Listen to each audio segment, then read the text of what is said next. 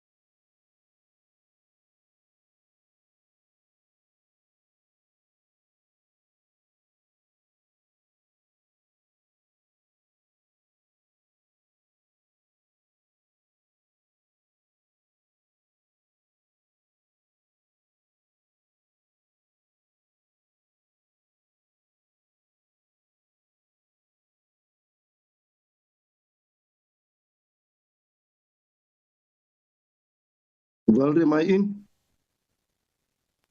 Chairperson, you are in, and there are enough members to start with the meeting.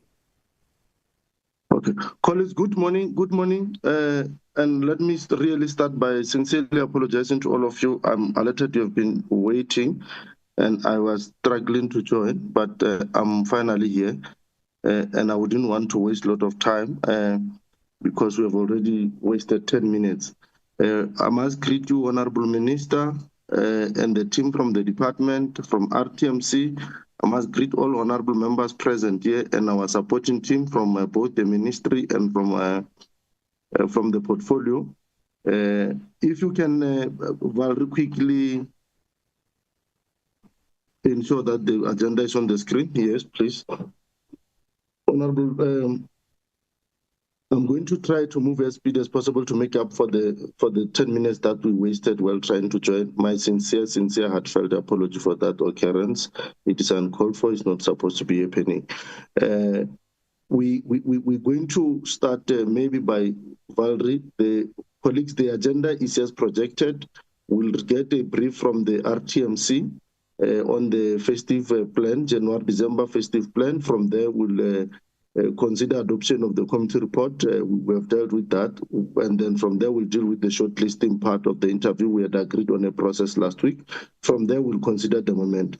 We're going to allow the department to come in and we interface with them. From there, we can then be able to release them to remain with the item 2, 3, and 4. Without much ado, Valerie, if you can quickly take us through the apologies that are there. Apologies were received from Mr. Mabena and Ms. Kobe. Honorable Minister, is there apology from your side? Morning, Chairperson, and good morning to all members of the Portfolio Committee as well as all the officials who are online. Chairperson, I would just want to table the apology of our Deputy Minister. He is representing South Africa at the International Maritime Organization, and we hope that he will come home with a seat for us on that august body. Thank you, Chairperson. Thank you very much, Honorable Minister, and we strongly believe in your capacity together with the DM to bring a seat for us. On the other time, I'm not sure if we have on record. I know I gave you a call to congratulate you on the effort that you put when you went to Canada, and we congratulated you there, but I think we must also formally congratulate you for having steered the ship. I know it was the most difficult one this year's conference, according to the report that one gets, but you bravely pulled it through, and for the people of the Republic, that we continue to have a seat in such august bodies in the global village. So we really want to appreciate your effort and congratulate you for that. Honorable Minister, without going to waste much of time, I'm going to request you and the team to take us through the festive plans so that we can properly align, engage with you. We maybe as a way of opening is to indicate that we know for sure that during the December last year, you had a very good plan where you brought all the stakeholders on board. We committed our support, and for sure you have seen we've been with you.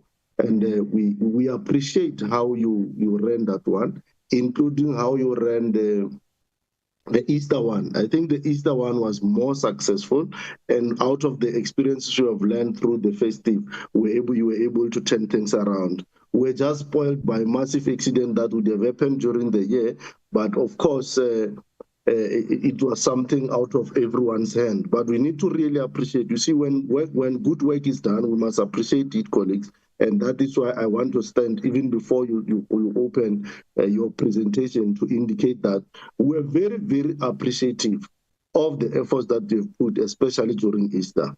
The visibility that was there all over, and all the plans, I think, worked to spot. And we strongly believe that despite the setback that would have suffered during the year, especially massive bus accidents that would have increased the number of fatalities on our roads. All in all, if you are to look on the seasonal approaches, it worked very well for us, and we appreciate that. So we're going to allow you to come in, table your plans for the year, hoping that they are building up on where would you have left during the Easter, and then from there, the members will ask questions and interface with you, Honorable Minister, and then from there we'll then be able to release you and remain with our program. Over to you, Honorable Minister, without wasting time. Chairperson, thank you very much, and I'm sure the The team at the RTMC really appreciates your words of encouragement. Honourable members, as the chairperson has indicated, we are today tabling our festive season plan. And I think what is really important is the point that the chair has made, that the success of this plan depends on all of us. And we really would want to encourage all members of the portfolio committee to join in the festive plan. We really would want to encourage you to be in contact with your local law enforcement agencies where your constituency officers are. We would really want to encourage you to be visible in safety activations, because what we know from our team at the Road Traffic Management Corporation is that your support is extremely important in terms of community communication. And it is also extremely, extremely important in terms of making sure that we have a united social voice that is encouraging all road users, both drivers and pedestrians, to conduct themselves in a responsible manner. You will see from the presentation that we have done analysis. We've done analysis on the types of vehicles involved in crashes. We have done analysis on the statistics so far. And we've also done analysis on who are the primary victims of road accidents. And really, I think that we have to draw everybody's attention to the fact that pedestrians remain the largest category of victims and fatalities. And what this means is that we need your collective voices in communities to encourage pedestrians to behave responsibly. We still have too many children who are hit by vehicles because they are walking alone on roads. We still have too many community members who are crossing highways. We still have too many people who are going home a little bit under the weather after a festive evening, and who, as a consequence, are becoming road accident victims. And we really would want to encourage all of you to add your voices wherever you find yourselves to combating behavior that, in our view, is not responsible and that really is taking our communities backwards. On that note, I would want to invite the acting CE to do the presentation. I would also just want to acknowledge, Chair, that the acting Deputy Director General of the Roads Branch is also in this meeting with us. Let me hand over to the acting CE of the Road Traffic Management Corporation. In that order, Minister, thanks very much. Good morning, Minister. Good morning, members of the Portfolio Committee. I am with the team at the RTMC. I will take you through the presentation. I am enabling the sharing of the screen.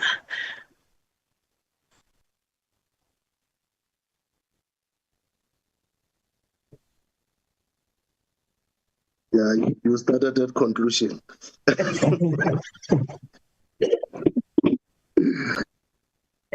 Thank you very much, members. We are presenting the high-level festive season plan that has been introduced by the ministers, which covers areas of road safety, law enforcement, and communication. Our contents will start at looking at festive season performance comparison from prior periods. We will talk to the approach that we adopted this year. We will zoom into the National Traffic Police, talk a bit about education and communication, as well as next steps and recommendations.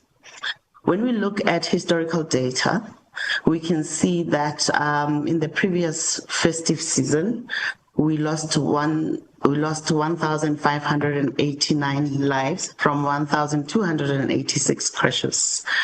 It was an increase from the 2023-2024 year. When we look at the comparison again, we will realize that the Gauteng province and Mpumalanga and Western Cape actually resulted in a decline in fatal crashes as well as fatalities. And in going further with this data, we will realize that your most populous provinces, your Gauteng province, your KZN, were the highest contributors to fatal crashes. And they contributed an average of 38% to crashes and 35% to fatalities. Hit and run, we have zoomed into it. Given the pedestrian problem that we sit with, we can see also that from the hit and run perspective, pedestrians account for the most. And the other group that we don't always talk about it is a cyclist that features quite strongly when you look at the hit and run incidents. And then when we get to the types of motor vehicles that are involved, we can see that motor cars or station wagons have the highest number of crash impact, followed by light delivery vehicles, then minibuses. In summary, the festive season data shows that we have a pedestrian problem in South Africa. It is without doubt that we are a nation of walkers, and this accounts for 45% of all road fatalities. These crashes happen at particular periods, the intensity of it. They happen on Saturday and on Sunday, that's your weekends. And this accounts for about 43% of our crashes. Time of day says that 35% occur between 5 p.m. and 10 p.m. in the evening. The types of crashes that of concern are accidents with pedestrians, hit and run, single vehicle overrun, head on, which contribute 80% of all fatal crashes. When we look at the districts, City of Cape Town, eThekwini, City of Johannesburg, and eKhukhuleni is where there is highest concentration of crashes and fatalities, which account for over 60% of these fatalities. We now move to the second part of the presentation, which is the approach that we are adopting. We know that the festive season is characterized by school closure, industry closure, holiday makers in various parts of the country. And therefore, this results in intensification of mobility. The busiest corridors will be your N1 from Gauteng to Limpopo, N3 from Gauteng to KZN, N4 from Gauteng to Mpumalanga, the N2 R61 from Western Cape to Eastern Cape, as well as the N14 from Gauteng to Northwest. The type of crashes which registered increases in previous periods, we emphasize again, pedestrians, head-on collisions, and single vehicle overturns. Public transport points of departure presents peculiar challenges of overloading unroadworthy vehicles, which are used to ferry the high number of passengers, which often includes cross-border movement. 80% of these crashes occur in the top 5 provinces, your KZN, Limpopo, Eastern, Western Cape, Mpumalanga, and Gauteng. Weather, with the changes in climate that we have realized, weather is beginning to play a critical role in informing road conditions. So this is something that we also monitor during the festive season. We have learned lessons from previous festive seasons, and the first one is that monitoring is quite important. It should be continuous to ensure that we are able to measure our plans, and where it is required, we should have a level of agility to ensure that the plans are responsive. We have learned that political support is very critical and can change the direction of our plans and can create a level of motivation that is necessary for collective effort in road safety. Provinces and road safety agencies, as well as other locally based institutions, can implement localized road safety initiatives in line with the national campaign by responding to the peculiarities in their own communities. It is important to communicate and have an integrated communication strategy. Deployment tactics matter. With regard to sustained law enforcement, spreading our resources, working smart becomes critical. We need to complement each other where they are local police officers, NTP local officers. There should be an enhancement in law enforcement visibility and effectiveness, and the role of civil society. We need to intensify these efforts that have worked in the past. The critical dates and social events, we start with school closure on the 10th of December. On the 12th of December, we are going to experience peak travel as industry closes and the long weekend. And on the 22nd of December, there is going to be the midterm festive season operations review. We will also, during this time, provide data on how we are performing during the festive season. So there will be a within the period reporting on road traffic performance. 25th to the 28th of December, we are looking at the long weekend, and then it will be the Christmas Day on the 25th, Day of Goodwill on the 26th. These periods are characterized by lots of social activities, which also creates some harmful behavior on our roads. The return period is envisaged from the 9th to the 11th of January, as well as the reopening of schools on the 14th of January. All these critical days inform travel patterns on our roads. The critical routes have also been identified. In Limpopo, we are looking at a couple of critical routes there. I will not go through all of them. Suffice to say that at this point in time, we are concerned about Limpopo. It's starting to present certain characteristics, and these routes are the routes that we will be zooming into in terms of our deployment plans. Northwest, we worried about the N12. In the Free State, we worried about Warden N3, Western Cape N1 Lanesburg, Mpumalanga, Kwamhlanga, Nelspruit. In the Gauteng province, we're looking at the N1 along Orange Farm. In KZN, Umlazi Pongola. In Eastern Cape, there is quite a number of routes as well that we are concerned about in the province. Our focal areas for the festive season is pedestrian safety, complementary deployment, 24/7 deployment, monitoring of high traffic volumes, high visibility, as well as corridor management. We are going to deploy the National Traffic Police throughout the country, and they will form part of the provincial indicator setting and performance targets in their deployed areas. These are the focus areas for the education and awareness areas. We have come from World Remembrance Day, which was characterized by various church services. We continue to work with civil society organizations to create actions and activities in parts of communities. Pedestrian safety is also a big focal area for us. Over usage of alcohol and side effects of drugs, seat belts and child restraints. We do emphasize the use of seat belts. especially in public transportation. Often we see that passengers in buses and taxis are not buckled up, which creates shocking road safety harm.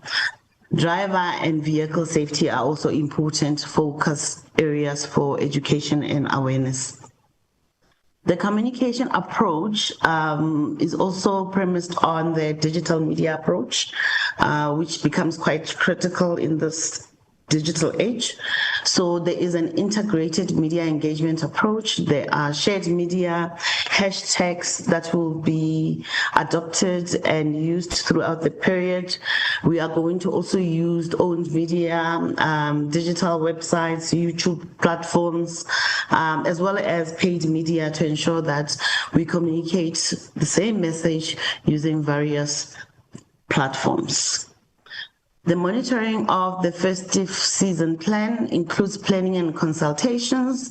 We have the National Road Safety Steering Committee, which comprises of all the provinces, which will be monitoring the plan that has been adopted by the same committee. So there will be continuous engagement with the NRSSC. There is also the National Traffic Joint Operations Center that is going to be in place so that there is mechanisms for escalations and to respond and to change and amend plans where it becomes necessary, also to get the pulse of performance. And we are going to have an inspectorate function that will go out throughout the country to go and monitor if the plan that we are presenting before you today is being adhered to. On NTP deployment, we are looking at a methodology that comprises 3 phases. Phase 1 is already in effect from the 1st to the 31st of November. We started with inspections at bus depots. We're looking at public transport operations, targeting taxis, cross-border and freight transport, and there has been interventions that relate to awareness.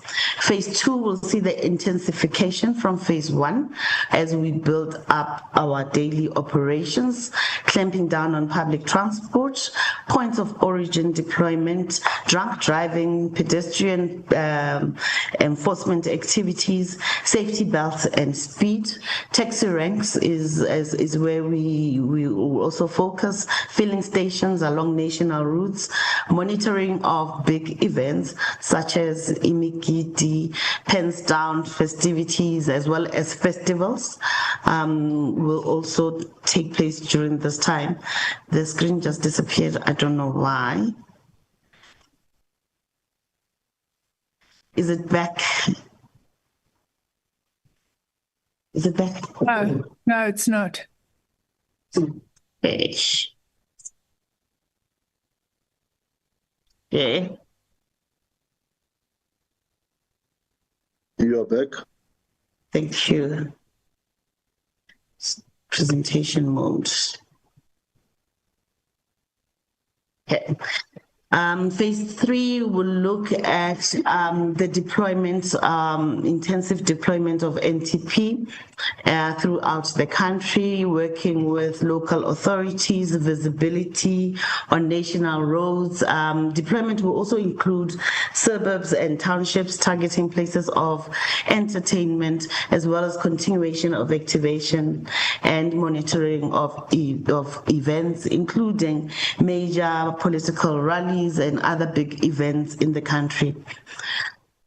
The full-scale deployment starts from the 12th of December for the National Traffic Police. We have shown in the province how we plan to distribute resources. The distribution of resources is also informed by the magnitude of the problem in the various provinces. The weighbridge operations are going to become important for our operations as well. We are looking at roadworthy and loads management. We will do visible patrol, covering a 150-kilometer radius from the center, which is in Gauteng, where the NTP is based, and covering those major routes inbound and outbound out of Gauteng during the period. CBRTA collaboration becomes very important for especially cross-border movement. We are looking at bus transport points of origin, working together with our sister agency, the CBRTA or CBRTA. The main focus areas will be your Zimbabwe bus terminal in Joburg, Vereeniging cross-border bus rank, and others in other provinces which target long-distance travel. Education and communication, we have consolidated the plans across the country that relate to education and awareness programs, and they are outlined in the presentation by province. We have confirmed provincial launch dates throughout the country. As per the traditions, the provinces will launch their festive season plans. National will also launch. This is to create heightened awareness communication during the period. There will be halfway stations throughout the country where we try to address issues related to fatigue management. Key communication messages: speed, reckless and negligent driving, drinking and driving, pedestrian safety, seat belts, and vehicle roadworthy.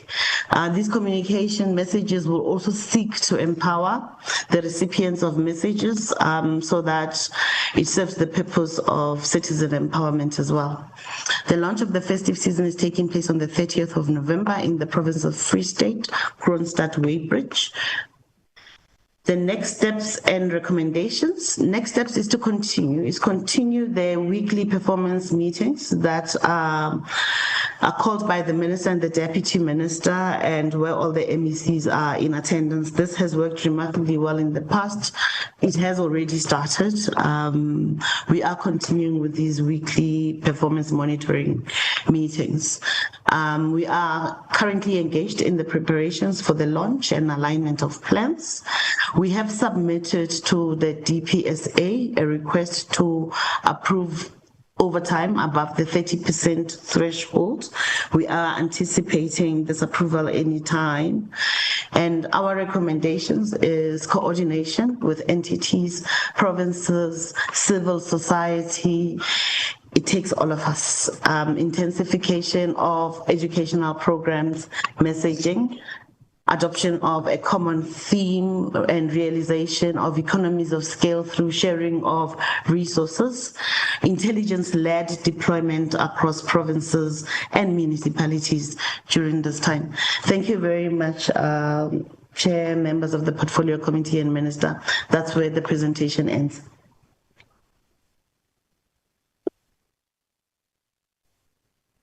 Chair, we can hand back to you and take contributions from members. Thank you. Thank you very much, the Honourable Minister, and thank you very much, Acting CE. Colleagues, compatriots, there is a presentation. You can take it up now in terms either of questions and or in terms of the discussions. I see your hand, Chris, Dr. Onsinger, Honorable Maduna. You'll be followed, Honorable Onsinger will be followed by Honorable Maduna. Honorable Maduna will be followed by Honorable Ghana. And then, who else? Honorable Montana will follow Honorable Ghana. And then Honorable Malumaja will be the last. In that order, colleagues.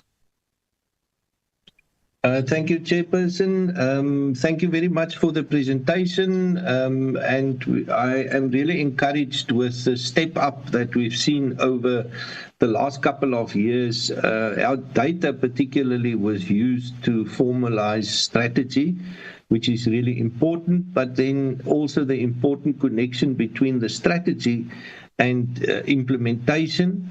And then the refinement thereof. And I think that is the component which really impressed me, in that there are clear indications of how the information and previous implementations has now led to particular hotspots and focus areas. I have a concern about weight bridges, since I have observed two very serious accidents that was caused because of the management of the queue that builds up around weight bridges. And so many fleet owners have mentioned the benefit of being identified at weight bridges, in that the trucks have been weighed already en route, and we like on the N1 particularly we have several weight bridges in different directions, but that they get pulled off to get weighed at each and every weight bridge. And definitely the loss of time, and which one can calculate in economic loss and financial loss, really works negatively in the economy. And certainly, all of our objectives is also to build the economy and to expand on that. So, are there any developments around mechanisms to identify trucks so that they don't get pulled off at each and every weight bridge, but that they are recognized as having been pulled off before, in that the system is integrated, that we talk of a network of information between weight bridges that would signal a particular truck has been weighed already? And then if you could please comment around training of managing it better around the build-up that we often see of large queues, long queues of trucks heading in the direction to be weighed, but then interfering with the traffic that has to go by. Then just in general, I've come across, I was sent a very interesting article around satellite technology and how this transforms the future of road safety. And to what extent are we plugged into satellite technology, since this definitely can benefit us, but then also save time in terms of the latest thinking and about holistic planning of routes, because this involves all sorts of elements downstream in terms of satellite technology. That's all from my side, apart from then also just wishing everybody involved. Planning is one thing, implementing is something else, and for the implementation necessary to make this a successful festive season with least fatalities, I really want to wish everybody well. And in advance, thank you for all the work that goes into a 24-hour shift, 7 days a week over this very, very busy period. So best wishes, and for the safety of all our emergency staff and people involved. So thank you very much for the preparation, and we trust that all the plans will be successful. Thank you, Chair. Thank you. Thank you very much, the doctor. In that order. No, thanks, Chair. Good morning as well to members, the minister, with your staff, and obviously RTMC. No, thanks, Chair. I'm also not going to be long. Let me start by appreciating the presentation Indeed, it's good to see that we do have plans in place. Given the increased traffic volumes that you usually have during the festive times, particularly I think around the major events and hotspot. It's very important that we have proper plans to ensure we deal with these issues timelessly. I think that was 1, 2, and we must appreciate the words from the minister, and indeed we will try to be visible and participate in the activities to ensure that our road users are safe. That's one. No, Chair, like I said, I'm not going to be long. What I would just want to check, because lately we have seen that we are having accidents that are really bad. I'm reminded of an accident that would have happened yesterday around Herikwala district in Kokstad. It was just a major event of number of cars, and what I would have realized and what I would love to get, especially from transport, I believe that's a Sandra road, but just from transport is to check in terms of the emergency response after, as in when the accident is happened. What plans, what emergency plans do they have to ensure that the support that is required when an accident happens, it's quickly it's dispatched timelessly and quickly as it required, because you find out that most often that you might find out that people we get to have some fatalities that would have been avoided if emergency responses would have arrived timelessly. And I'm asking this because I know I was stuck there in the traffic for about more than 3 hours. So that's why I'm asking, particularly around the emergency responses, do we have a plan to ensure that when an accident happens, emergency response is quickly dispersed to ensure that it's dealt with and we avoid unnecessary fatalities. Secondly, I want to check on the data-driven approach. Do they use the RTMC? Do they use any data analytics or insights to inform their road safety strategies, particularly around this festive time since we are busy? If yes, it's so. I just want to check what are the key focus areas that they give more emphasis to. No, Chair, I think that was just that from myself. And another thing, Chair, that I would want to raise, because I'm just thinking about it now. I want to check. I know that I think around June, if I'm not wrong, it's been 6 months now. I want to check the state and the progress of the investigation around the issues that would have resulted in the precautionary suspension of the AG and of the CEO and the CFO. So I just want to check what is the progress there, and when to expect this investigation to be concluded. Thank you, Chair.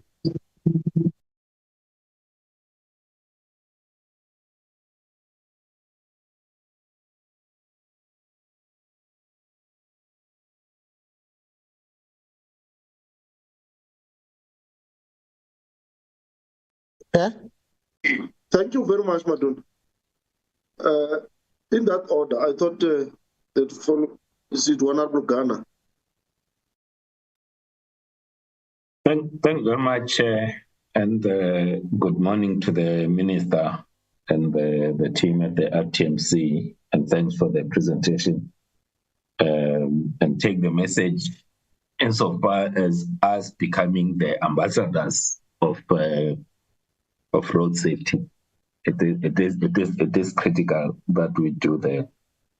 One of the things that I wanted to check, and it's more around the communication. I think it's slide 16.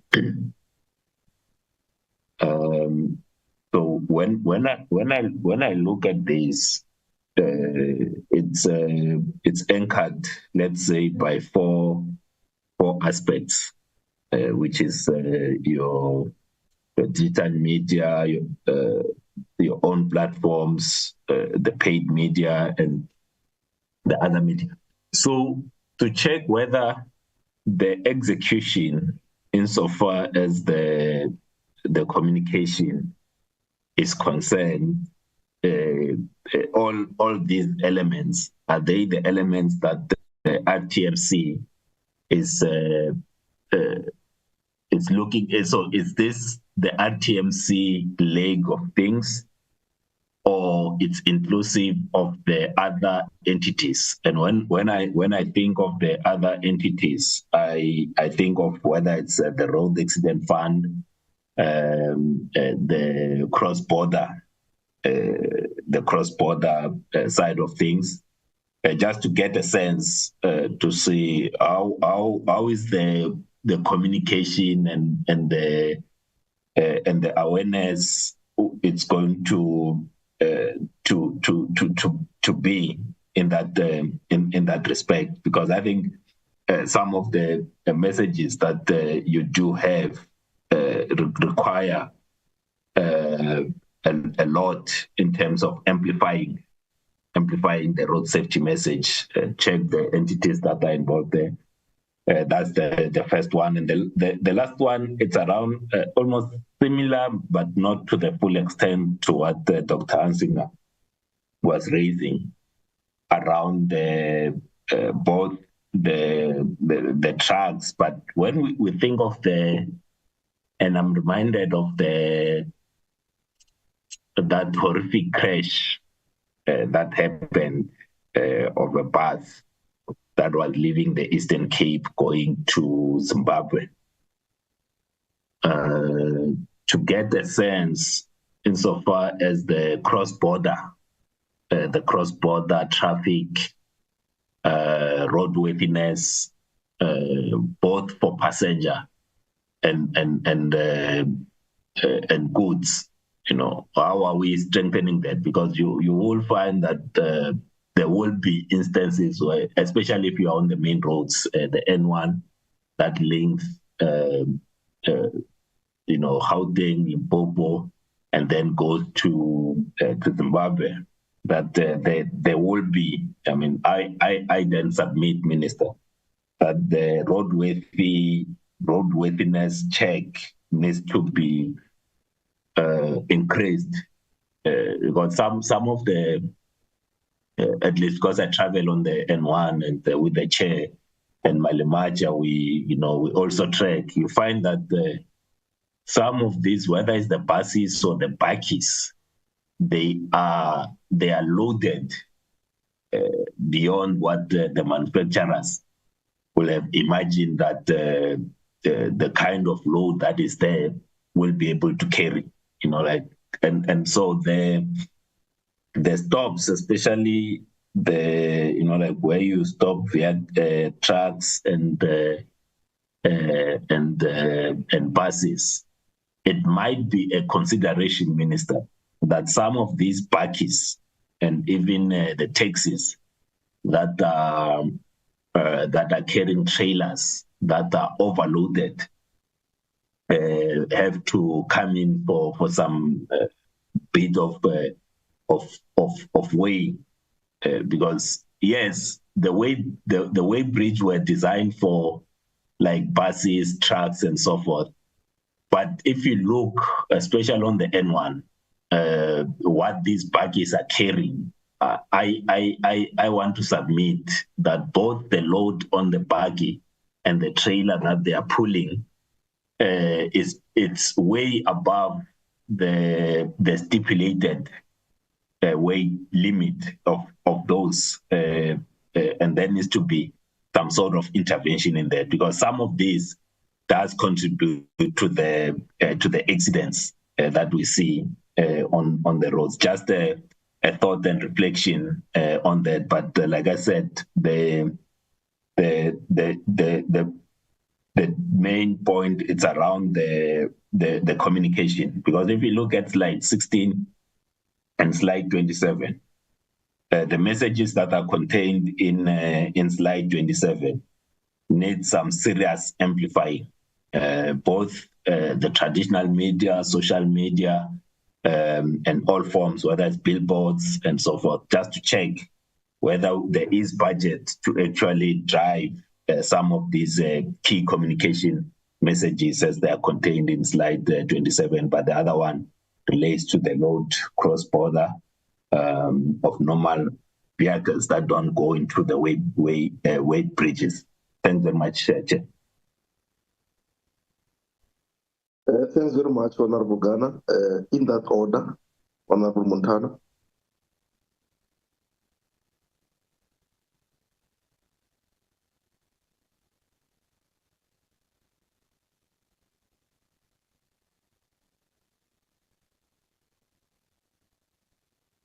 Honorable Van Staden, please come in. Honorable Montana is still stuck. If you can come in. Thank you, Chairperson. No, from my side, I just want to wish all the law enforcement officers all the best for their work they're going to be done over the festive season, and we hope they will be safe. Just one question from my side. I don't see any, maybe I'm wrong, but I don't see any action taken place on the route between Cape Town and Namibia. Will there be some action taking place there also, or have I just missed it, or is it just falling under another portfolio? Thank you, Chair. Thank you very much. I think colleagues will come on it. Honorable Montana, if you could come in now. Thank you, Chair. Can you hear me now? Yes. Yeah, no, Tshwarelo Mokhalabi. Good morning, Chair. Good morning, honorable members. And of course, greetings to our Honorable Minister and colleagues from the RTMC. Thank you for a good presentation. And let me also join colleagues in welcoming the activation of the festive season road safety campaign. And I think this is the right time, of course, to focus on education, information, and the right kind of messaging. So I think the use, as Dr. Hosensinger said, even of technology during this period becomes very important. Thanks very much for that. I just want to emphasize, because I think what we get during the festive season or the Easter period is a function of a number of things. So I think, Minister and the team, if you can, I want you to hear me clearly so that we don't have a problem with the activation of the festive season campaign. But when I look at the presentation and analyze the numbers, for me, they also tell me a slightly different thing. But let me start by saying road safety, of course, depends on a combination of factors. Road infrastructure, I think that is very important, how it's designed, how it's built. The motor vehicle condition, how good is the vehicle. Driver fitness, which speaks, of course, to issues of fatigue. The passenger and pedestrian behavior also becomes very important. So I want to make this point, particularly because when I look at some of the briefing notes, they speak about data and some of the targets that have been set.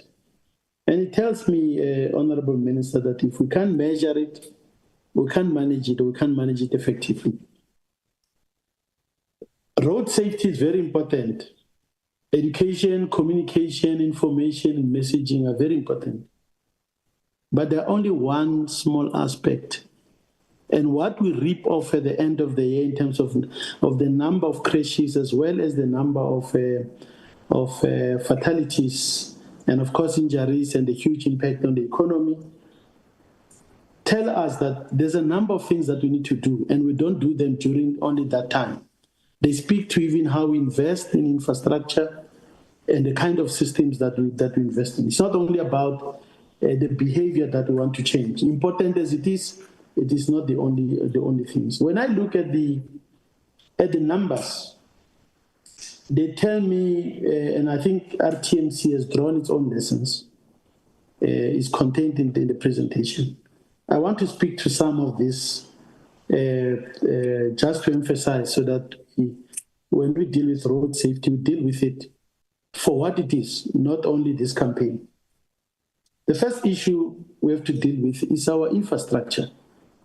And I think the numbers on pedestrian, bicycle, motorbike, hit and run kind of thing, they speak also to infrastructure.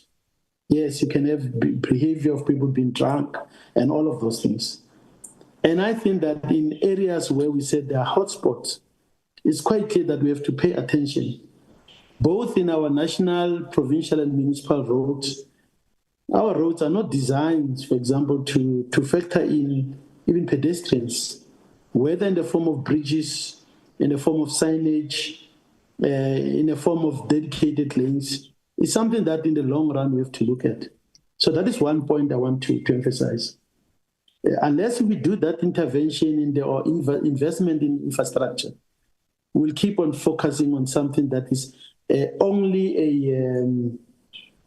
a reflection of a much deeper problem that we have. So Sandral, and I think CSIR has done quite a lot of research and studies on these issues. And I know that the Honorable Minister addresses the South African Transport Conference, and I see some of the papers that they speak on to some of these questions. So that's the one issue. Pedestrian, bicycle, motorbike issues have to do to a large extent with infrastructure. That's one question. The second issue, I know that we've spoken about public transport, and I want to focus on two issues there. I welcome the issues about bus and taxis, but it's quite interesting that in these states we can see that taxis, contrary to what has been a popular belief, that they're at the heart of this thing. They're not. Yes, they contribute, but not a significant. I mean, when I look at the presentation, it's quite very interesting. But it tells us another story about the taxi industry, particularly the recapitalization thing. Honorable Minister, the department has consistently in its presentation said to us that when we look at the taxi recap, it's demand-driven. These stats, they tell us that we must have a much more deliberate strategy about scrapping old vehicles and safe vehicles from our roads. It can't be demand-driven, and I think it's something as the department review its own approach, it needs to look at it carefully. We need to look at the age profile of these vehicles and write to a driver that by June next year, this vehicle is due for scrapping.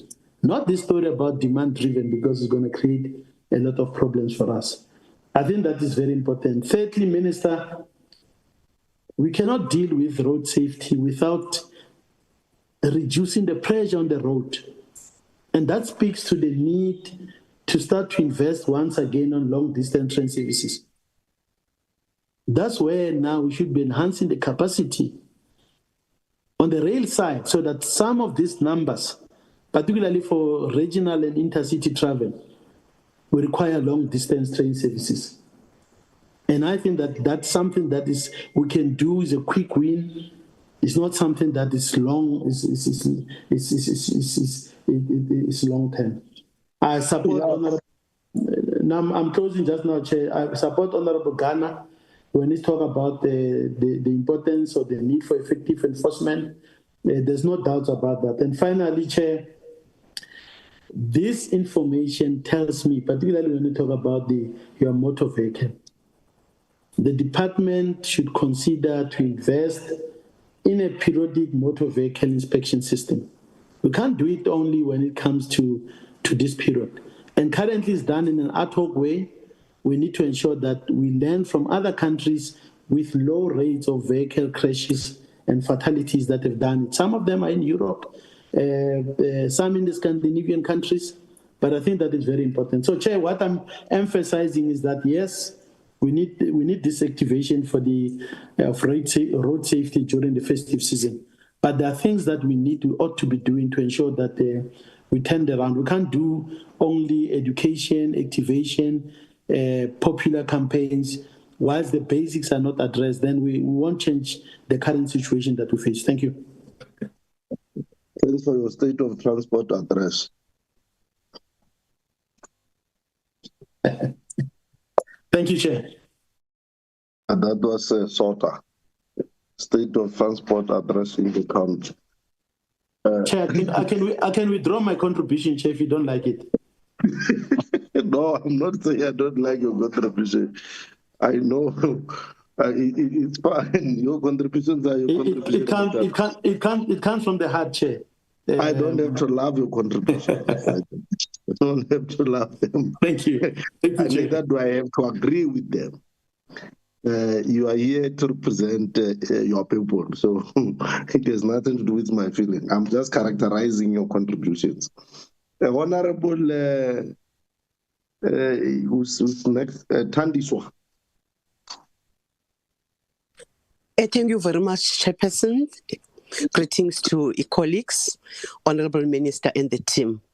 Let me add my voice by appreciating the presentation, the state of readiness of a festive season. However, I would like to have some few questions that make me not comfortable. The presenter made mention of 24/7 operation.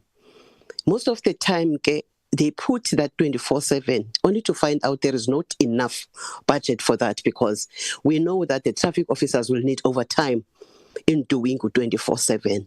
If maybe they can take us through the state of readiness in terms of the budget itself.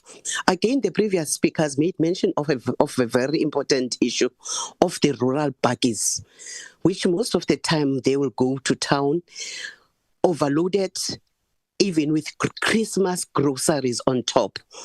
And you can see that a risk of a road accident is there. Are there any engagements which has been planned by the department to engage the rural buggies owners to take them through on the safety on the road? Secondly, I don't know whether they made mention of the interprovincial joint operations.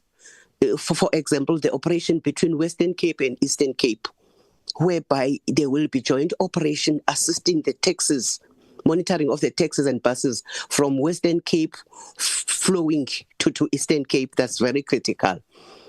And again, I would like to know whether there is a plan or already they have met Santaco and the bus industry to take them through, and sometimes to include them in their operations, because if they are part and parcels of operations, we used to do that again, it's assisting a lot, whereby they will experience the problem the department is encountering as far as the behaviors of drivers of taxis on the road. That's very clear. Those are the few questions. Thank you very much, Chair. Thank you very much, Honorable Marau. I think we only have the last hand now. Honorable Montana, your hand is still up. If you can lower it, I imagine it's a legacy hand. Honorable Malmajo. Thank you, Chair. Chairperson, let me join the crew in welcoming this implementable plan and say, job well done. And I want to make an appeal to everybody on the platform, extended to whoever is listening, that if we can put aside all our differences, whether they are politically or religiously, and just focused on one thing. You know, I was checking the stats, even if it can say it has decreased with 0.1.3, it's not just a number, it's a life that has been lost. So my appeal, it says, let's join hands, all of us here, set an example this year going forward, that we had a number of boardroom meetings, which we appreciate because they develop ideas. But at some stage, we need to be practical and be on the ground and ensuring that we action what we have agreed in the boardrooms. I'm saying this encouraged by the launch that is going to be in Kokstad. One will want to sponsor an idea that immediately after launch, it must not be the end of the program. Instead, it must be the start of ongoing program where all members, regardless of their position in the society, are seen in each and every province implementing the plan, ensuring that we are all over, we are with the victim, we are with those who are doing good, encouraging them in any form, so that at the end of the day, when we meet, we say, job well done, and we have seen this, we were hands-on. Mine is to say, come these programs, Chair, through you. I one wish that all members, in particular of the portfolio committees, are there physically, and they're equipped with everything. They are there, not just to go there for honorary, take a photo. Be there for a certain quality time with the people who are working on the ground and able to do. Your own appearance, it means a lot. That will be a good political support as it is being requested in the document, not by mere shifting of policies formulation, but mere of implementing on the ground and get the the sense of what is implemented there. Another aspect is the issue of the prayer. I see the confirmed venue of the national prayers, and I'm worried when I don't see the park station where a lot of people will be departing from that particular point. I have 2 points to mention there. One is about the prayer. That will mean a lot to the driver and everybody that we mean business. The second one, it will assist in this form that instead of relying on the way bridge is there, at the very same departing point, it will be more impactful rather to be there, because what we normally do when we are that side, it becomes a problem of a state if it is overloaded. You have to take these people out, they become your liability. Then it is a problem. But if you are able to get them at Park Station, not necessarily Park Station alone, it can be in Durban Station, can be Western Cape Station, but you are able to say, go back home where you come from. Rather to meet this person in the middle of the road, then you have to take care of these people, take them to hotel, give them water, give them food, take them back. So I'm saying, let the plan, when we deal with the prayer, if you have confirmed this other prayer, not exclude strategic departing points, so to assist in a form of ensuring that we act, and when we act, people can see and get the message, but at the very same time to mean business on the very same spot. We can't be complaining about overloaded bus that has departed in front of us and nothing has happened. So this will take or win the confidence back of those at some stage do lose and think that this is time of us losing the lives, and as if the state does not care. And as we really welcome this plan, based on the baseline information of what happened in the Easter through Edward, one, we will really want to see a situation that the implementation is in full scale. Honorable Montana, you mentioned the issue of the pedestrian, the cyclist, and which I want to agree with you and say, an example of R71, this route has been topping in terms of accident, in particular the pedestrians. But at some stage, we will need to be vanished with a plan of how are we going to do the overhang breaches so that that area and other area of similar character is dealt that way, rather to come and just count that this year we managed to lose so many. I'm saying in support of what you have said, can the department really convince us on working on that? Other than that, Chair, I'm still emphasizing we don't need to politicize a lot here.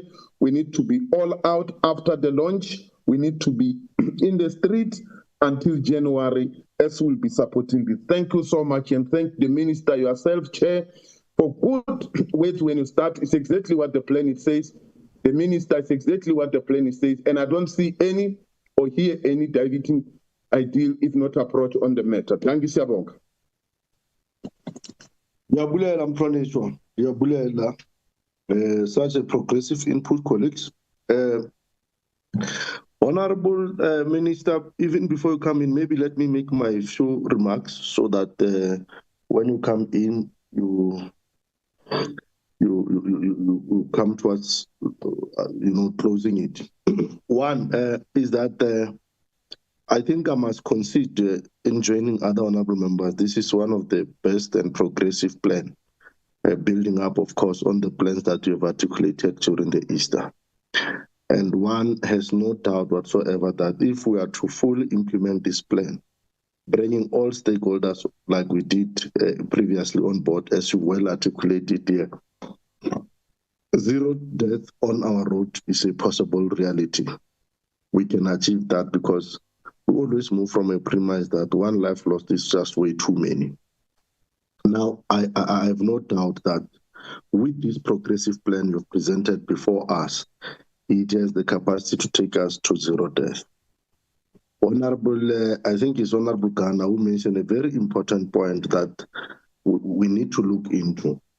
When Honorable Minister, myself and yourself, we visited Louis Richard Memorial Hospital in Limpopo after the bus accident, one of the things that became apparent clear was that that bus had moved from East London and it has been overloaded throughout the road. And I think it's what Honorable Ghana says, that as myself, himself, Honorable Malmacha, who uses the National Road number 1 to the north, every time we're on the road, you would see that this bus or this truck, the manner in which it's overloaded, just by seeing with the eye, you can then determine that the load can never be as is expected in terms of the expectation of that car makeup, in terms of the law. So it's a matter that we have to look at. And I think, as you had made a commitment then, Minister, that we need that to be making people to account. If we have in Mansole, in the border between Limpopo and Gauteng, a traffic station, or if we have a roadblock just at Amanskral where we launched last year, but the truck has passed there. The truck further passes Mansole, it further passes the Vediela Plaza. It then passes over Polokwane, and then has an accident in Makhato. We need to ask ourselves, and people who have been deployed on that particular route on that particular day must then take accountability of what would have happened such that that bus had passed them without being on check. Sometimes, of course, it can happen that perhaps when it passed, colleagues were on the other side, or it used the tributary routes. But all these tributary routes, at a particular point, they lead to the main roads. And at a point when it joins the main road, it must be picked and it must be put aside.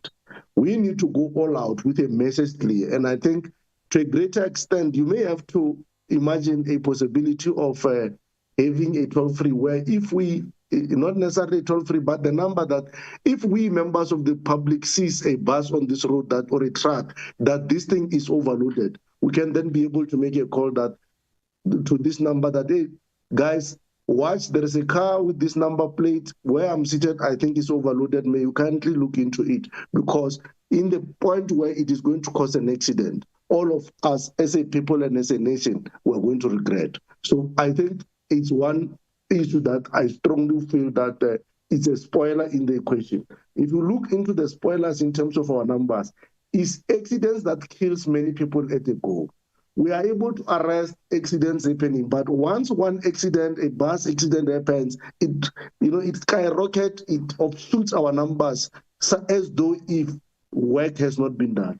Our colleagues on the ground, and as public representatives, where a credit must be given, we must give a credit.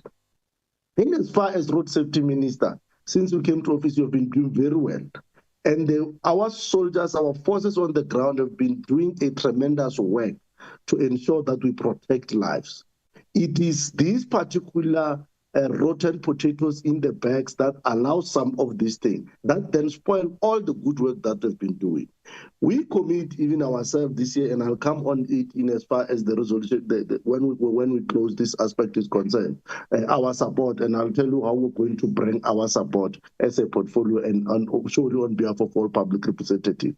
But we need to commend you and the team on the ground for the great work we've been doing thus far. Let's not allow rotten potatoes on the bag to spoil the bag. If you can come in, Minister.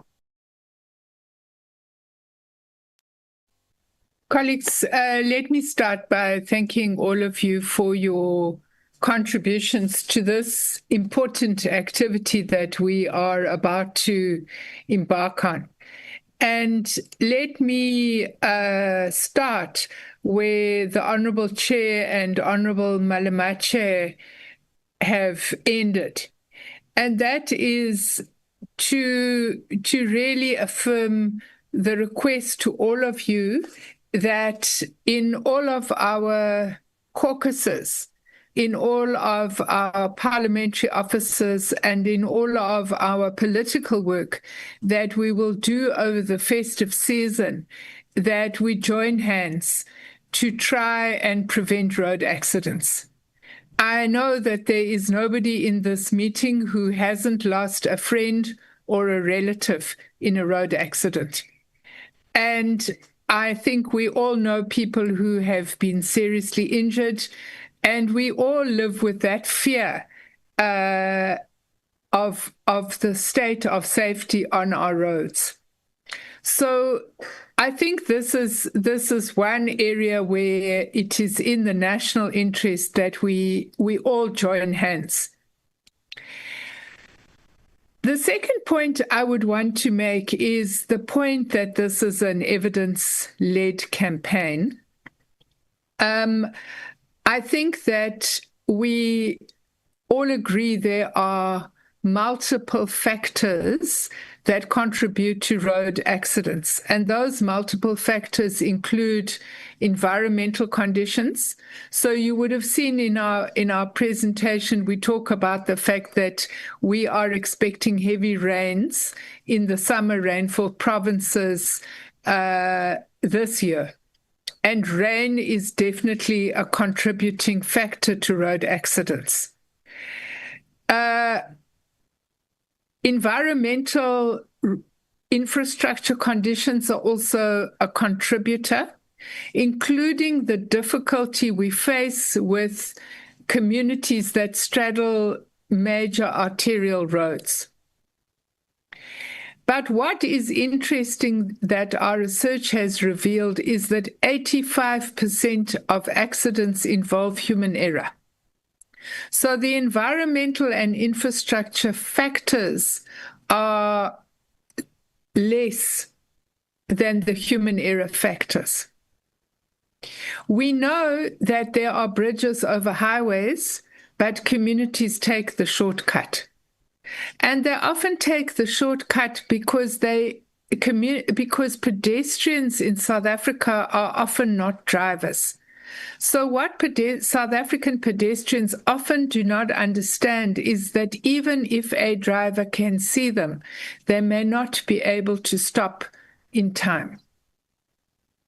What we also understand is lots of children are going to school without adult supervision. And children obviously do not have a developed sense of judgment about what is safe and what is not safe with regard to crossing roads. So this is where collective public education is terribly, terribly important. We also know that intelligent people who are experienced drivers drink and drive, speed and drive, text and drive at night when they are tired. And it's not that they don't understand that these are risk factors. It's that somehow, as South Africans, we have an elevated sense of immunity and an elevated sense that these things can't happen to us. And I think that we must join hands in reminding each and every one of us that they can happen to us. So I agree with honourable members who have spoken about the importance of advertising and public communication through the media. Let me say that the presentation you have today is the strategy that guides the RTMC, the CBRITA, RAF, and the department itself. Each one of us is responsible for a different aspect of this overall strategy, and the department itself will be rolling out the mass media advertising campaign.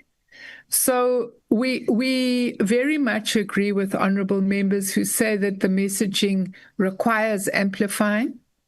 We will also be using our educators, as we did last year, being at public stops, being in communities, promoting the message on a one-on-one basis to drivers and to pedestrians.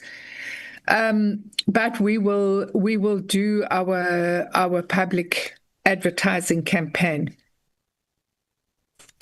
I share the concerns that honourable members have raised regarding overloading and unroadworthy vehicles. And this is why we are emphasizing the blitz on roadworthiness. We have done a lot of work on those fleets that would be cross-border fleets, including that fleet that was involved in the accident. But we want to emphasize the weighbridges because we share the concern that that bus that had that terrible accident in October, at the beginning of Transport Ban, that bus had been through several weighbridges, and the survivors whom I met in hospital told me that at weighbridges, the officials on duty had seen that there were passengers sitting on the floor and sleeping on the floor. So it is incumbent on us to tighten up that side of operations, and I think this is further indicative of us using our knowledge and experience in order that we would be tightening up on those aspects that we regard as being very problematic that we've seen through accidents that have taken place. With regard to the suspended CEO of the RTMC, colleagues, there is an independent investigation that is taking place into the allegations that were brought to us by the whistleblower. I share the frustrations on the time that this is taking, but I think that it is only through allowing the investigators the time they require that we will then get a report that tells us where to go further. My understanding is the CFO is not suspended, but that is a matter that obviously is in the domain of the board, and obviously the board would be conducting those investigations. Let me hand over to the acting CE so that she can deal with some of the detail that honourable members have asked. Thank you, Chair. Thank you very much, Honourable Minister. CE. Thank you very much.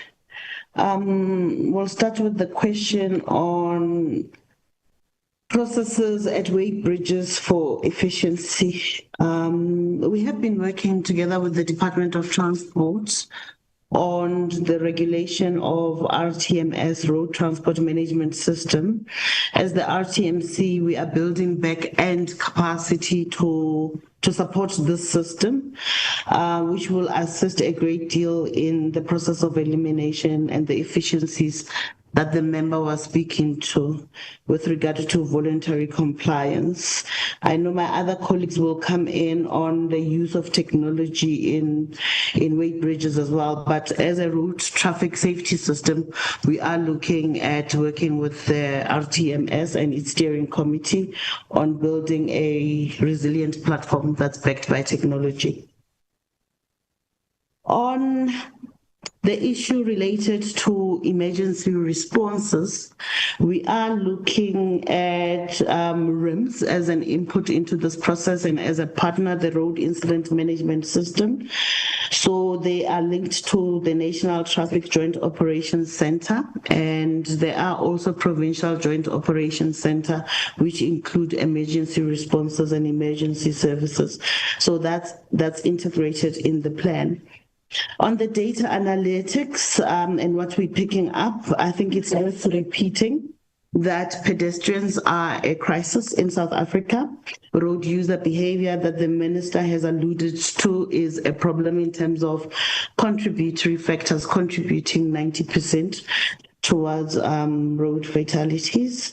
Tire safety is another aspect in terms of vehicle factors that we are emphasizing from the data analytics. There was a question, and we agree on the amplification of messaging, which the minister has already dealt with. We are working within the framework of the communication strategy as well to emphasize issues of roadworthiness testing for all road users during this period. So as part of the communication plan, the roadworthiness emphasis is there, as well as the tips for drivers as you leave. This is what you need to do. So the communication strategy across platforms will also focus on these specific aspects. There is a question on specific routes, on whether we will be between Cape Town and Namibia. What we have presented is a high-level plan.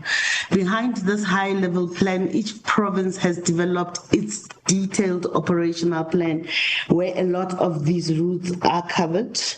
So yes, there will be action throughout the country. You may not see it here, but in the detailed Bible, as we call it, it is there. Indeed, the minister has spoken to the issue related to the system perspective on road safety and the integrity of the system. Just to highlight that going forward as well, we will be rolling out and working with other agencies, your SANRAL, local municipalities, especially the engineering fraternity, to look specifically at hazardous locations by rolling out the South African Road Assessment Program, so that we can then become scientific on specific remedial factors in hazardous locations. Periodic testing of vehicles. We do know that at this moment, public transportation is subject to periodic testing of vehicles. There is another factor which is an issue for us as the RTMC, is that there's also the aspects relating to corruption, which diminishes this aspect of periodic testing of vehicles, because they do get cleared, but when we stop them on the road, we see that there are corruption issues. As the RTMC, we will also be addressing these issues through our National Traffic Anti-Corruption Hotline for South Africans to report to us for investigation. There is collaboration between entities to share resources, and by doing this, we are able to do more with less. So we are applying our resources that we have with consideration and thought and efficiency in mind, so that we can complement each other, not duplicate efforts, share technologies where we can and resources, so that way we are able to have this funded road safety plan. We are working with partners. Santaco is a partner. Just this weekend, we were in Polokwane, the Santaco National Prayer Day, praying for road safety. So they continue to be our partner in terms of activations. The same applies to bus industry through Saboa, which is a partner on this road safety plan. I don't know what I have left out, but that's what I have captured here. Thank you very much to yourselves. Thank you, Chair. Thanks very much, Honorable Minister. Is that Does that mark the end of your inputs? Yes, Minister? Honorable Chair. Yes, thank you. Yes. Even before I come in, I must note this on record, Honorable Minister, because it would have been unfair if I don't put it on record that we did receive, Minister, the apology of the acting Director General. And I think our colleagues uploaded it late from the server. So I need to indicate that we do have the apology of the acting Director General for this meeting on record. I felt it's important that I do that because by the time they alerted me, we had already dealt with the apologies. But it's important to note it on record so that it must not be seen that he did not attend without apology. So I wish to put it on record that indeed we received it. My colleagues from the administration have alerted me that it is there, and they've actually, so it is noted and accepted. Honorable Minister, I think that's why I wanted you to come in to respond, but also to give a baseline. From our side, I think unless if there's a member who's not satisfied, we are satisfied with these plans and we are satisfied with how you are approaching this festive. We want to commit our full support to this plan as not just a plan of the department, but a plan of the people of South Africa on how all of us will conduct ourselves in a manner that we move towards zero death rate on our road. Zero death on our road.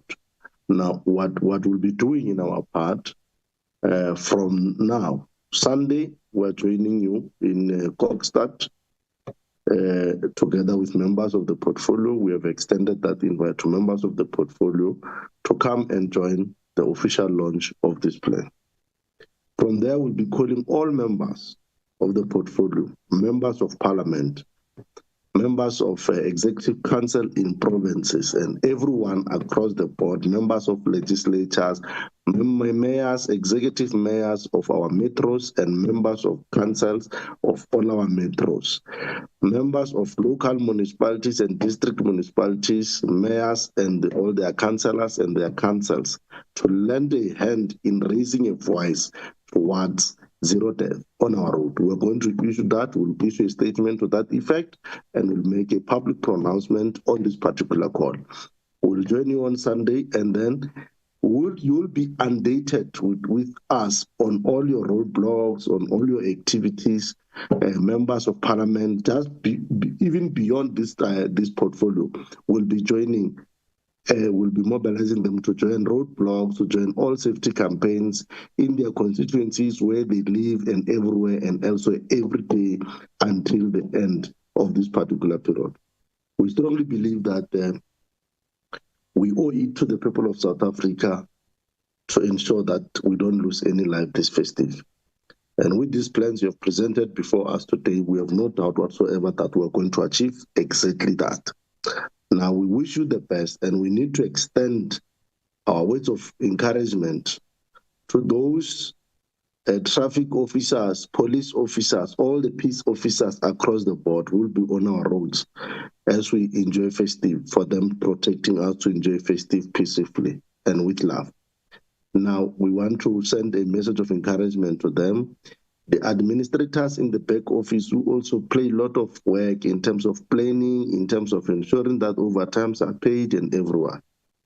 But also to you, Minister, because I know how downing this work, especially of road safety, can be to you and the Deputy Minister.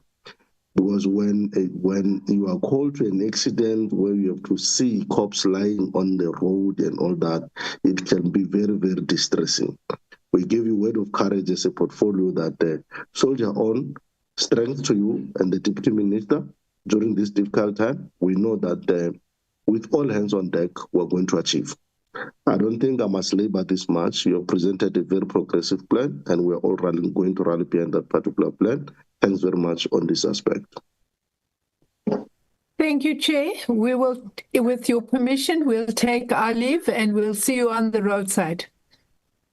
We'll meet on Sunday in Kokstad. Thank you, Chair. Thanks very much.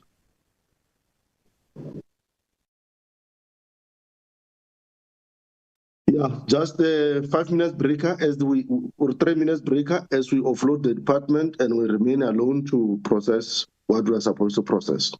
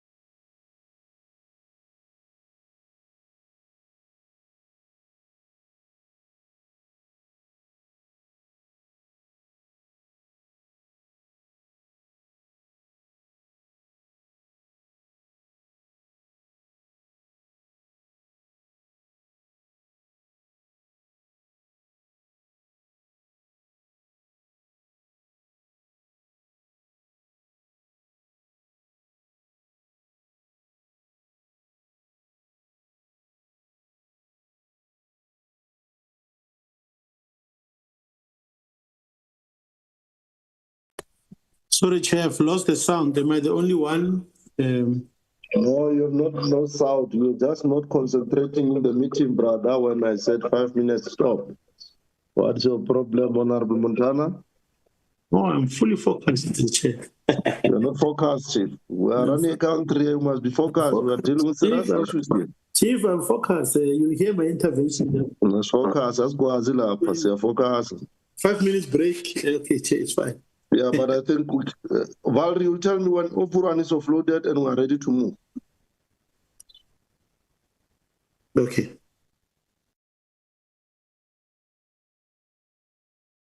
So you can continue with the meeting with the next agenda item on the marine oil pollution bill. Colleagues, compatriots, the marine oil pollution bill has been with us back and forth, left, right, and center. We got now to deal with it. Earlier on, colleagues, you must not go to Kokstad on Sunday and say the chair said on record that we're going to Kokstad. If you go there on your own accord, I said we're meeting in Kronstadt. That's between Free State and Gauteng. If you decide to go to Kokstad, Honorable Maduna, because you are from KZN, it's your baby to nice. It has nothing to do with this portfolio. I must correct that. I'm telling you, anyone there. Yeah, so there's no Kokstad, there's Kronstadt. That's where the minister and the team are launching road safety, and that's where we're invited. If you extend your invitation to Kokstad, don't come and blame it on me, colleagues. We're in Kronstadt on Sunday. Colleagues, marine oil pollution bill. We have been going back and forth with this. I want Alma to take us through what the task that we've given them last week. We need to come to a close with this bill now. I think we need to come to a close now and close it once and for all. Alma, Advocate Nell, take us through. Morning, Chair and members. What I'm showing on the screen is the D bill on the left side and the draft report on the right side. We did get a response back from the Parliament legal advisor regarding the request to see the final bill before we adopt the report, but the feedback from his office and tables, or at least Bill's office, was that they can only affect all their final changes once we've done our report. So based on that, I've added more specifics in the report, requiring them to ensure that those changes are made or highlighting the concerns about those changes. But in his notes in response to my notes on the D-Bill and that fourth draft version that he showed to us in the meeting before last, was that they will ensure that the issues that we highlighted are addressed. The one aspect I just want to point out to members, I know that some of the members said that the gender neutral pronouns would be preferred, but we would have to do that at a point where we can review the legislation, because that change of the gender pronouns is not an editing change. It is something that has to be in an amendment list. It does not materially affect the bill or the operation of the bill. But going forward, I also indicated to the department's drafting team that the move is to go towards gender neutral terminology in our legislation. So the next bill that we get to consider, we can push to ensure that that language is already covered. Then we are moving towards the international standard of the drafting language. So the bill, the report just highlights when the bill was referred to us. It's been with the committee for over 3 years now, considering that it was tabled in March 2022 and it has been revived since then. So number 4 is where we really highlight the discussions that were had and the issues that came up in this bill. So we point out that we had the incorrect versions of the bill at the first meeting. We point out the corrections that were noted for clause 8 as well as clause 30. And we indicate how those amendments needs to be made. And those amendments would then serve in the final version of the Act. I'm just going to go to clause 8 on the D-Bill. This is the one where I made all my notes. So members will see there, it's the renumbering. So these subsections have been corrected in this D-Bill for this one. It's just the subsection 4 that should be 5. That one they need to correct in the final version. And then just for 30, just show that one for clause 30.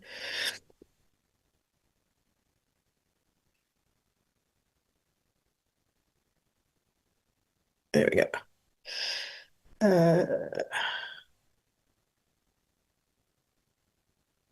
I'm showing just let me change this chair. I have the 4th bill proofs up instead of the D version. There we go. But members would have seen in that 4th proof that they are already addressing the concerns by members. Just want to get this one to clause 30.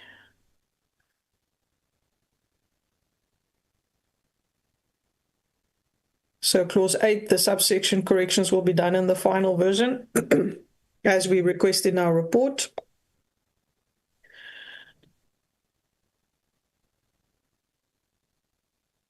And then here for clause 30, it's this quotation mark that they've included in after F that will be corrected in the final version. Those were the editorial corrections that needed to happen in the D-Bill before it came to us, but we've picked it up, so it is in our report, and it has to be done by Bill's office before sending it off to the president.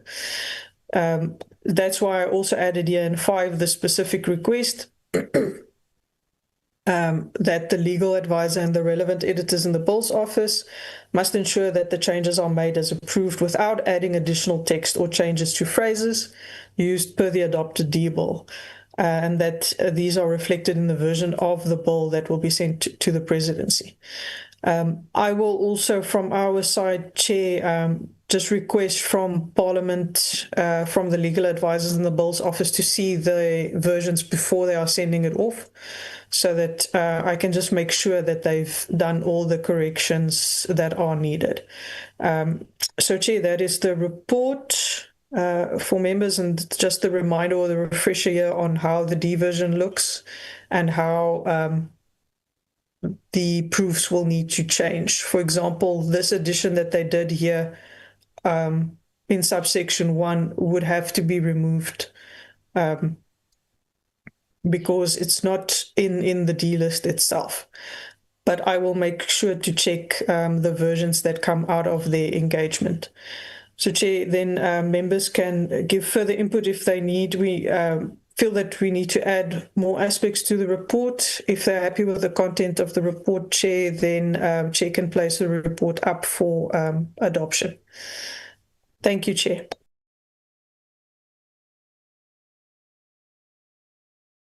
Honorable members, there you go. Straightforward now.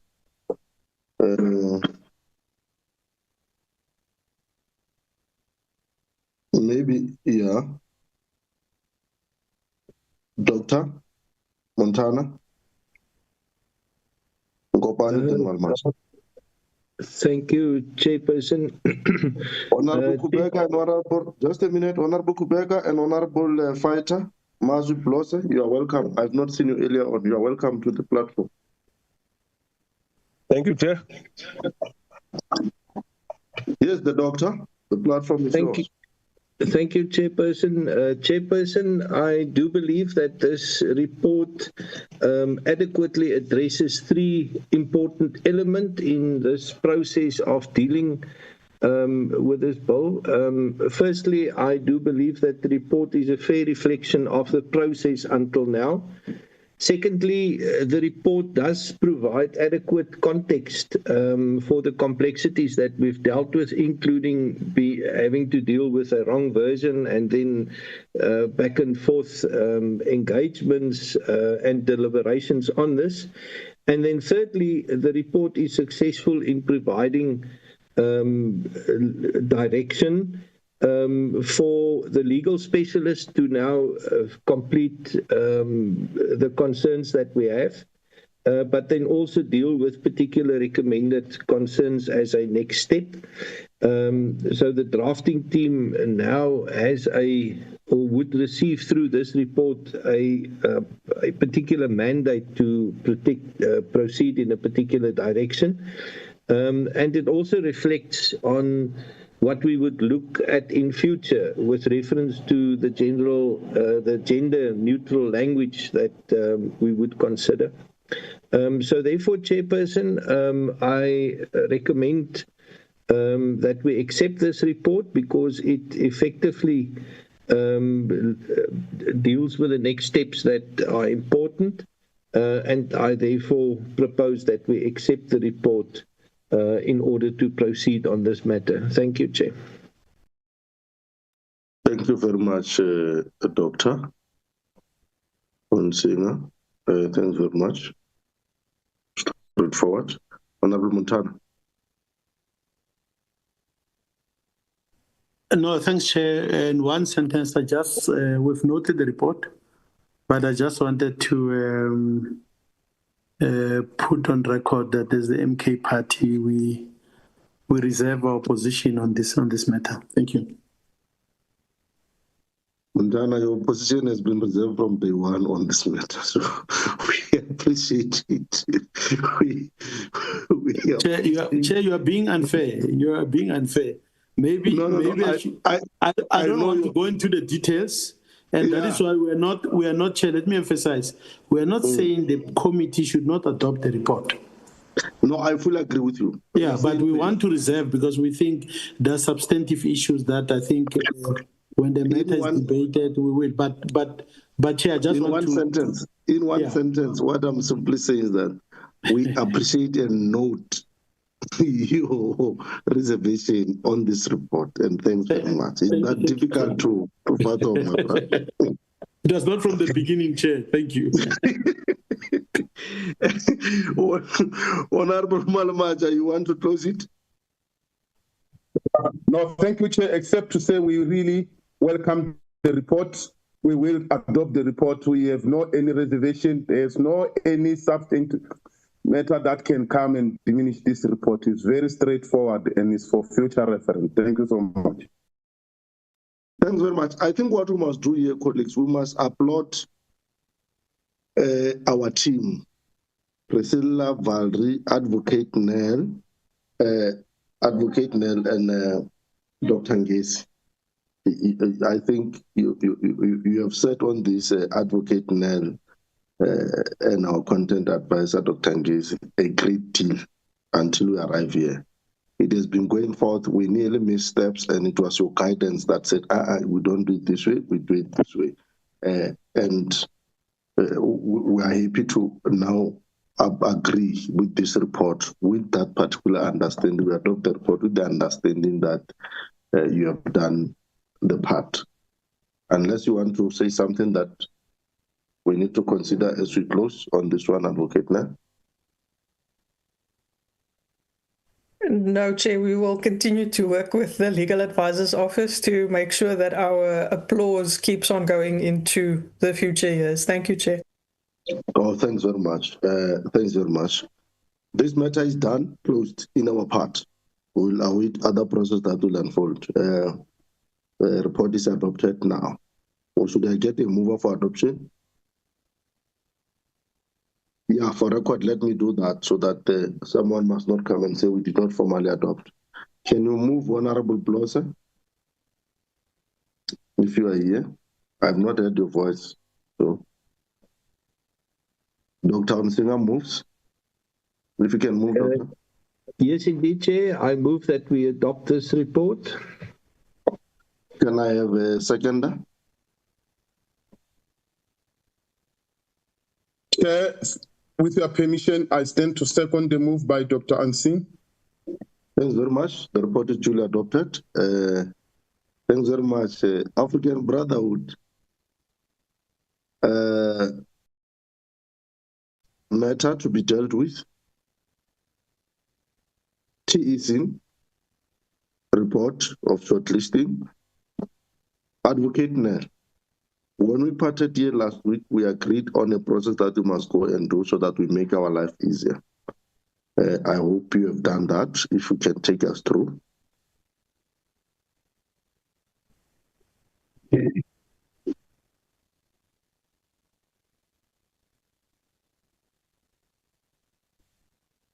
The platform is yours. Okay, Chair and members, I'm just flighting on the screen. This is the redrafted table that we sent through to members. So I just, in short, indicated what the requirements are for the TEC. It's persons with law, economics, accounting, and transportation industry qualifications or experience. That is per the legislation.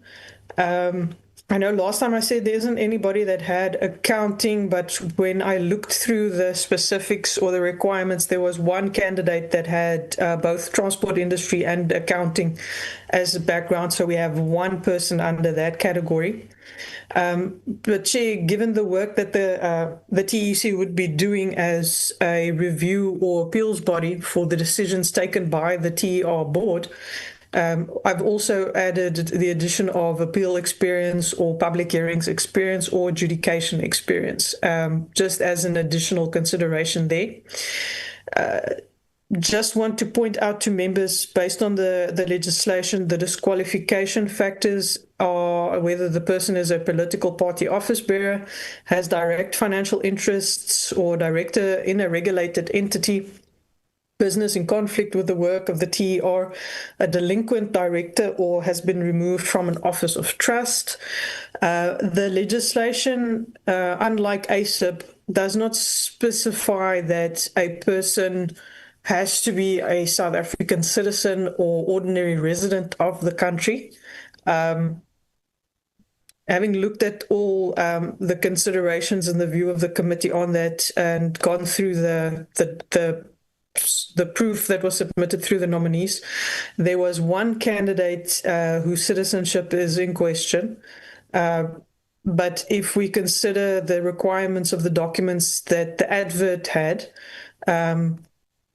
we would see that that candidate did not provide an ID copy of his ID or his passport.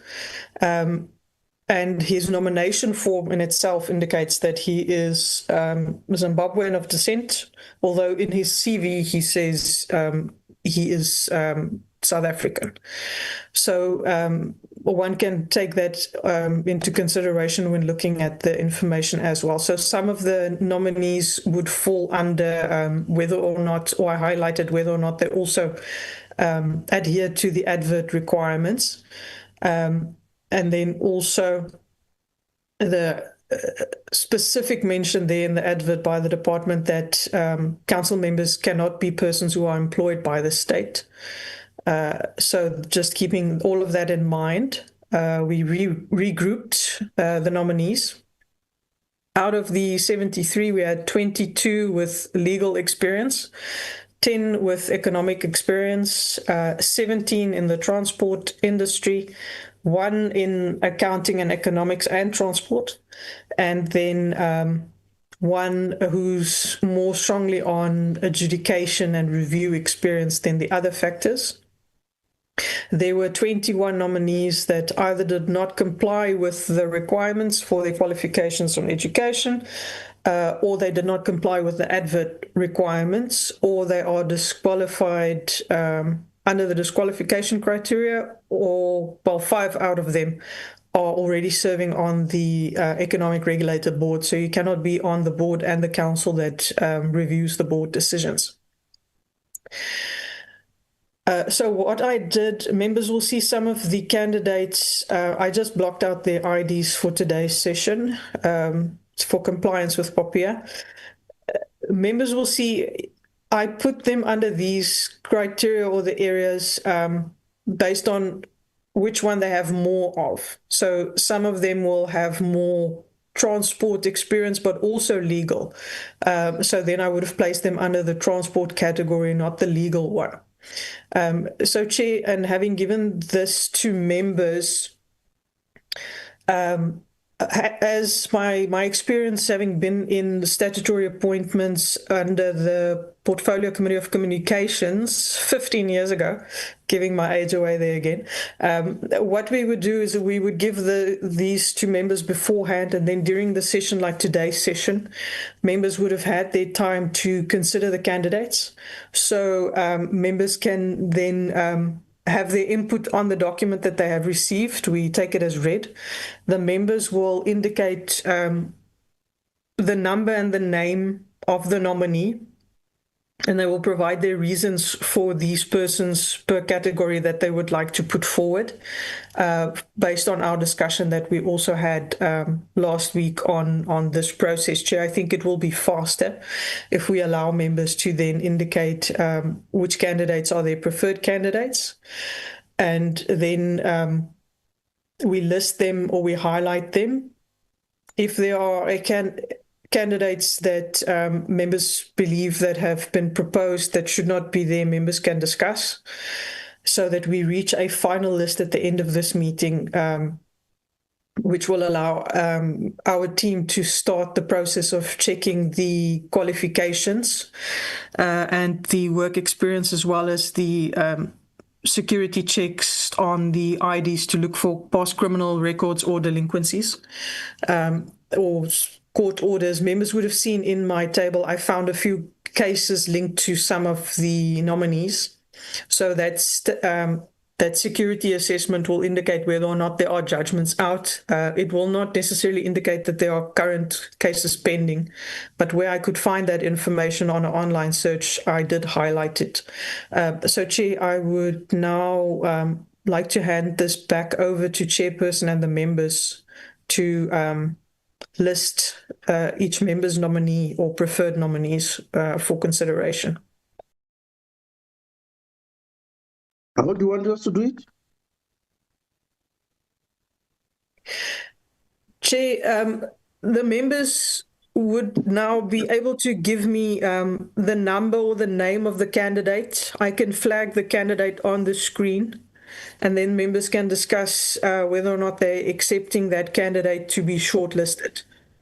Otherwise, if chair and members want to, it's going to be difficult if we shortlist the full first batch that qualified and only exclude those that did not qualify, because then we would have 49 or 50 candidates.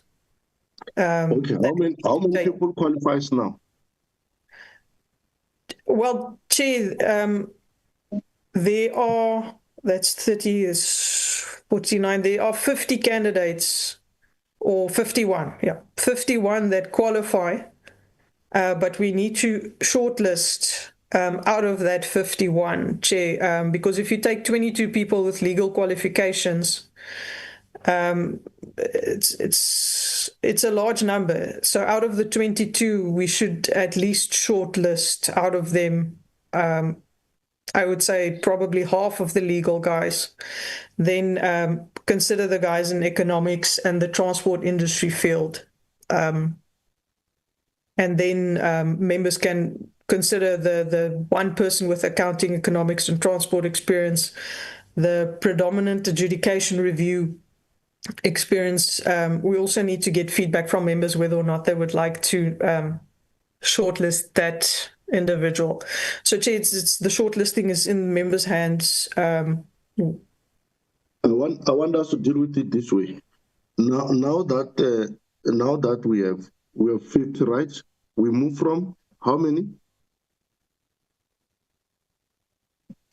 Chair, the original number was 73. We move from 73? Out of the 73, there are 51 candidates that need to be considered. They 51 based on whether they comply with the requirements. The 51, just on the fact that they comply with the requirements, but also that they are categorized from the legal, economics and accounting, and transport industry experience, right? Yes, Chair. Now, for us to do justice, I want us to do it this way. We must first agree how many people with legal experience we have to put for shortlisting, or we need to put for interviews. How many with accounting, economics, and transport, right? When we agree with that, how we're going to make it easy, and members will come in on this, is then, now that we have shortlisted 50, and they all qualify, we need to go to say legal. We grade them. The most with legal are A, B, C. We grade them from number 1 until whatever number. Economics, number 1 until whatever number, in terms of their rating, experience, qualification, and all that. Then we cluster them like we said we must do. And now we're going to cluster them in terms of one with most experience, most qualification to the list. From there, we then agree. We are taking how many people to interviews. If we say, for instance, we are taking 20, Honorable Ghana, or Honorable Malmach, or Honorable Maduna, Kubeka, Montana, we then say, out of these 20, how many of these people myself, that we are going to interview myself, legal experience? When now you have graded them, we'll then be able to say, number 1 to number 5 will go to the interview on legal. Number 1 to number 3 on economics will go in. Number 1 to number 6 on accounting will go in. Transport, number 1 to number 2 will go in. Then we know the number that we need to interview. Does it make sense? Yes, Chair. Honorable, I want the honorable members to also come in. Yeah, I do have my hand up, Chair. Yes, Honorable Ghana. Yeah, Chair, please also note me, my gadget is failing me to raise my hand. Yeah, thanks very much, Chair. So last week when we met, I did propose that the number that we should look at the shortlisting should be around 20.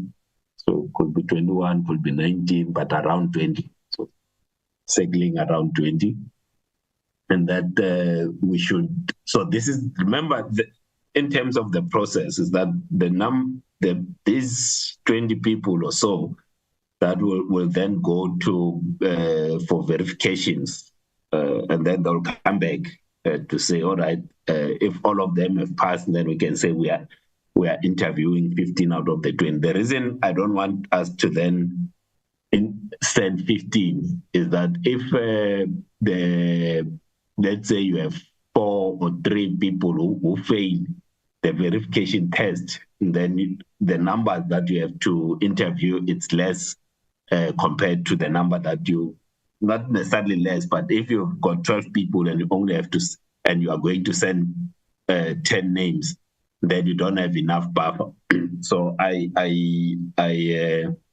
then suggested that we have 20 names that we then submit for verification, and then we can then deal with the interviews after the verification is done. And what I had done, Chair, because I had requested the let's call it the grouping of the names. I worked through the weekend to then come up with my shortlist, and if it pleases yourself and the committee chair, I'm happy to share my shortlist, which at the time that I was doing it, I didn't know that it will come out in the way that it did, in that it's balanced in terms of gender, race, the industry experience, but also in terms of the age. So went through it, and I do have that list. So I do have the names that I've worked on, so I can submit the names, and then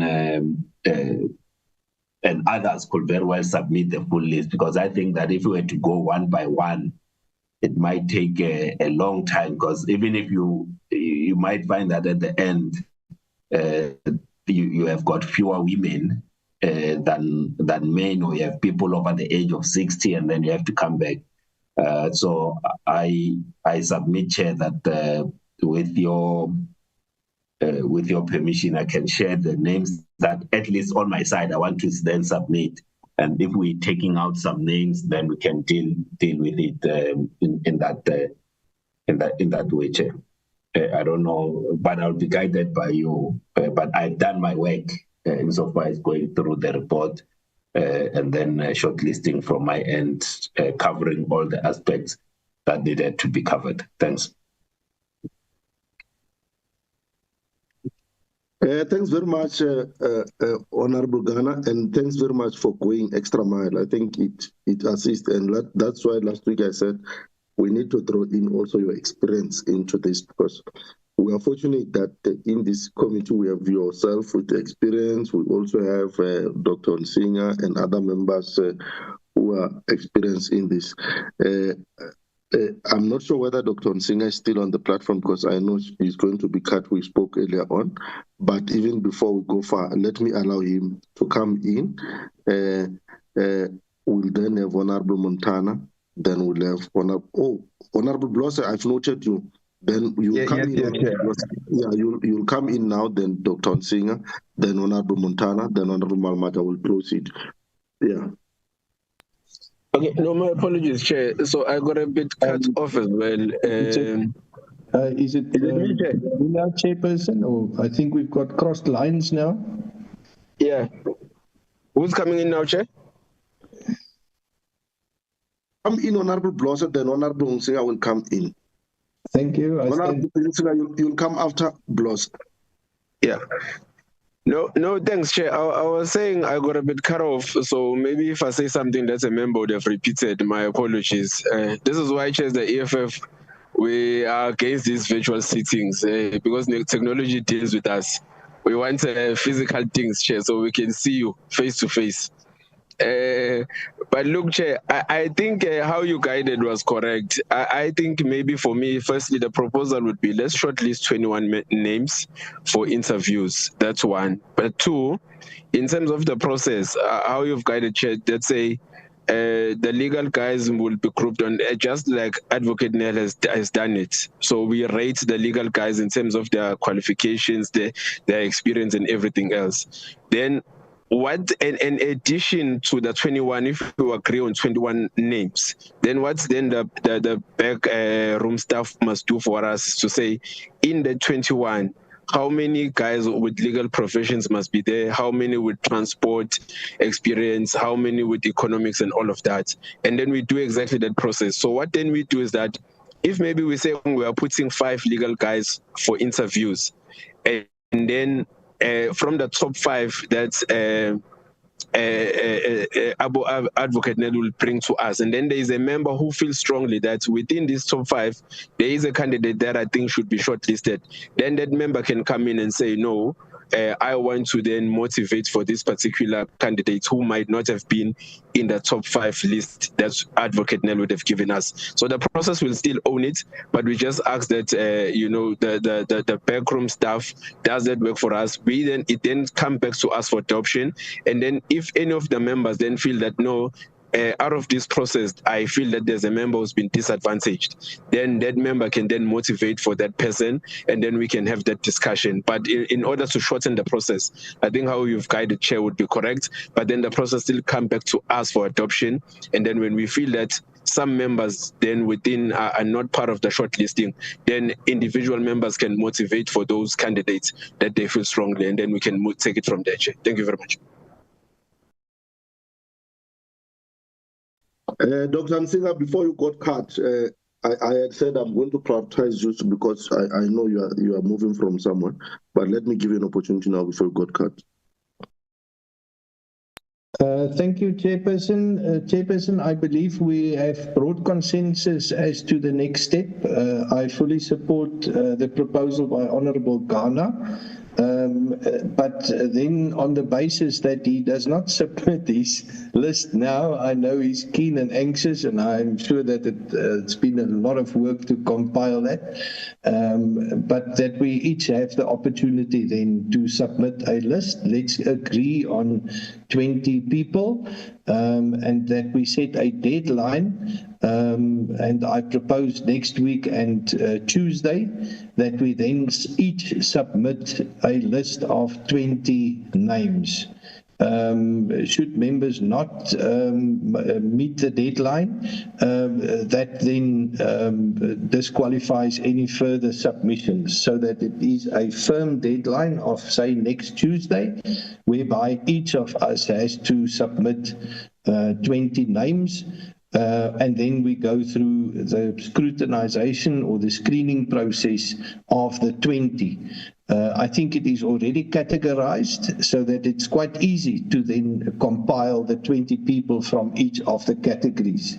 Let's keep it simple and let's make it an efficient process. That's my proposal, Chair. Thank you. Thank you very much. I think we are getting closer to each other. There's no a problem here. I think we are finding each other, and thanks for that input.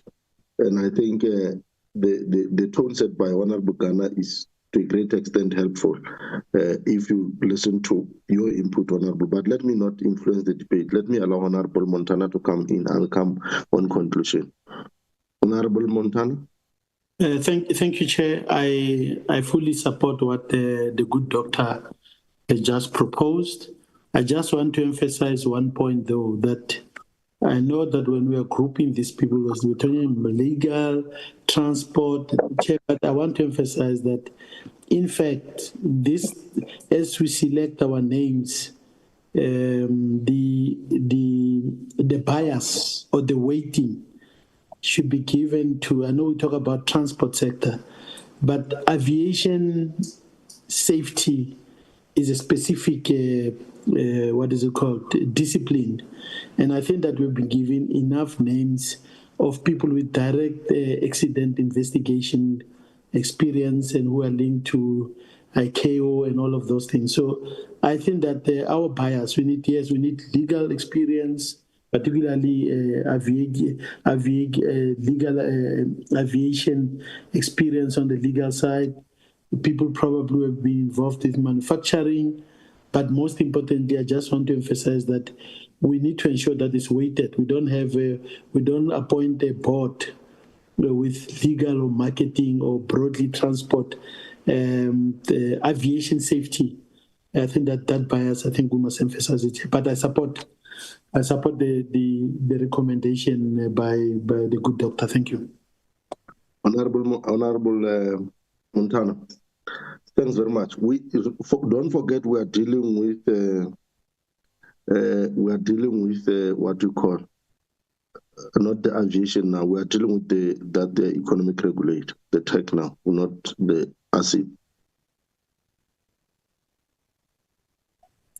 Thank you, Chair. Sure. But the principle is the same. We need to have, and I think it's what Honorable Ghana was emphasizing earlier on, that who else? Honorable Montana, your hand is still up. Honorable Malmata, if you come in. Chair, I think I'm covered. Let's flow that way as long as we are finding each other. The only aspect, it will be the verification of this qualification. So to adhere to the National Qualification Framework Amendment Act 12 of 2029, if you will understand how it came into being. The necessity there is those that will want to misrepresent their qualifications. But if it's done correctly by the by the legal team, I think we are finding each other. Let's move that way, Chair. Thank you so much. Yeah, thanks very much. I think let's do it this way now, that we are all agreeing. Honorable Ghana, you going from your part, send that list to that you have already done to Alma, and all other honorable members who want to still submit. You have between today and tomorrow afternoon to submit all your lists, and then we'll then have to have just a meeting quickly to do comparison from what we all submitted, and so that we all find each other. From then, Val will consolidate areas of agreements, and then if there's an area where we are not finding each other, we'll then process that quickly. And then I will go through what Honorable Ghana would have already done already, and then I know Honorable Malmata, we had some views also. I will then also check onto what we would have done and also check what is on the list and then consolidate. If we all agree with what Honorable Ghana would have said, it will not be a train smash. And I think with what he has done already and with what we are saying, we are likely to arrive not far from each other, even in terms of the list, because the principles are the same. We need to over and above the qualification, we still have to ensure that the list is balanced in terms of gender. The list is balanced in terms of youth. The list is also balanced in terms of, if possible, people with disability and all the critical imperatives that we all know. And if we are done with that, then I think we should be ready to go. I want us to agree. First, we are agreeing that we are shortlisting. What did you put, Honorable Ghana? Is it 20 or 21? It should be 20, yeah. It should be 20. Yeah, let's put between 20 and 21 honorable members. All of us, let's consolidate our lists, submit them, do comparisons, and then with all what I would have said. And then we can, Val, is it possible that tomorrow afternoon, remember we agreed to have meetings in the afternoons, tomorrow afternoon, just for an hour, for 30 minutes to compare our lists and then adopt it? Yeah, I will have to check the parliamentary program because I know no, that tomorrow it's a long session, Chair. We're finishing at 9 p.m. tomorrow because of the minister statement. So it's going to be a long session tomorrow after the questions.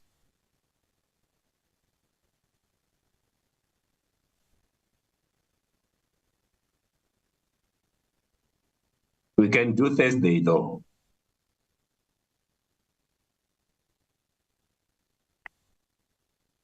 Yeah, I will look at the program for Thursday and then I will suggest a time that we can communicate to the House Chair for approval. I will let members know by the end of business today. Yeah, colleagues, by the end of business tomorrow, all names that we want should have, that we prefer, should have been with Alma. And then we do consolidation tomorrow. And then you say Thursday, Valdene? Yes, Chair. Okay, because we are really running out of time, because I'm advised that if we don't finish it this because we are likely to have our people who do screening closing next week. So we need to finalize it so that when they close, they would have screened. So I think, are we fine on that way? Colleagues, can we close it here? Chair, just one. Chair, apologies for interrupting. Just one heads up.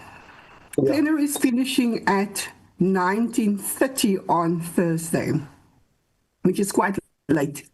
Will members be available at 8 o'clock? Honorable members. Through you, Chair, remember, if we are chasing time, I think it is fair that we just put all our efforts here, finish this thing and go. Because there shall never be a free time. I am of the view that let's lobby each other to agree for 8 on Thursday. Thank you so much. 8 o'clock Thursday? I think let's agree, colleagues. Agree, fine, it will be just for an hour, isn't it? Okay. Ghana, you have already done your work. Please submit it. It will also be a baseline from which some of us will be comparing from. Thanks a lot. I think this aspect is closed. My gadget is giving me problem. That's why I got cut. This is not to say I agree with you, Fighter, that we must do away with virtual platform.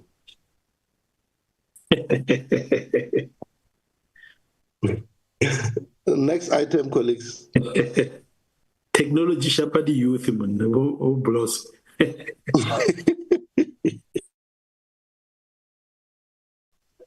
I know you agree, Chair, but we are recorded, so you can't say so. It's fine.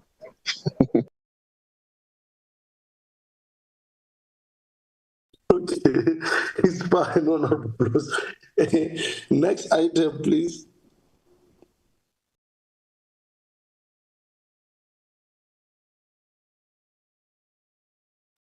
Okay, the next agenda item is last week's draft minutes. Draft minutes, can we go through them quickly?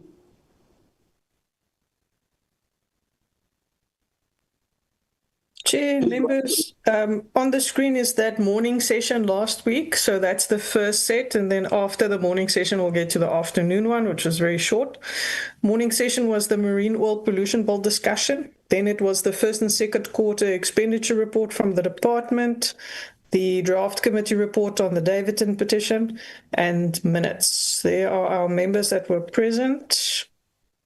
The apologies, the officials,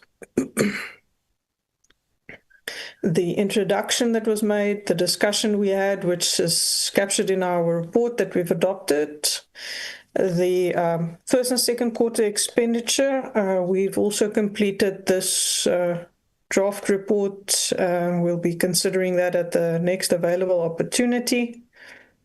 It captures the observations that members made, and I crafted recommendations based on the observations. Then it was the adoption of the Davidson petition report, and we adopted those 2 sets of minutes. On the other matters, it was the road safety launch that members received more information on again today, the update on the processing of the ASIP interviews, and the adjournment at 12:30. So, Chair, that was the morning session on the 18th.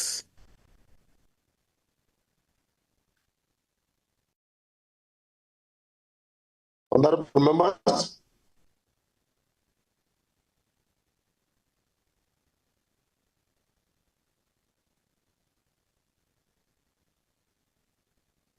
Honorable members, I want to get a move on. I move, Chair. Alma? Honorable Ghana moves. Seconder?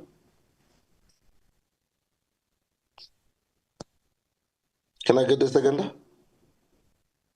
Honorable Malmaja? Chair, yeah, Chair, I stand to second the move. Thank you so much. Set of minutes adopted. Thanks very much, Honorable Malmaja and Honorable Ghana. Next.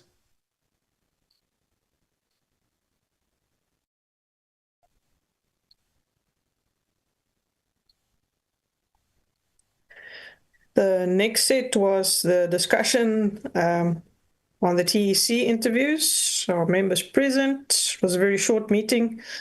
Just to indicate how we will do the grouping and the numbers that Mr. Garner repeated today.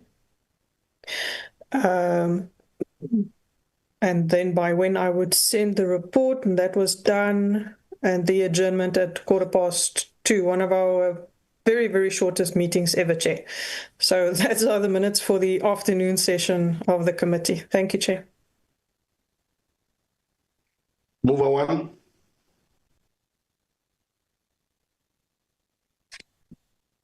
Mover one. I move, Chair. Mover one, Honorable Malmaja. Seconder. Second, Chair. Mover two, seconding Honorable Ghana. Thanks very much. The two sets of minutes are duly adopted as a true reflection of what transpired in the two occasions. Colleagues, compatriots, I think this is towards the end now. Would have done everything, would have exhausted the program now. One request for you is to speak to Valerie and Priscilla to confirm your availabilities for Sunday Kronstadt, not Kokstad, Kronstadt, so that we know what type of transport needs to be arranged for the Sunday engagement in the launch. Those will be able to make it. And what type of assistance would we want to be in Kronstadt so that we go all out and support the launch. And then that you can do on the sideline with the two colleagues. And without much, I really need to appreciate all of you for having stood the test of time in this meeting, and that we always have a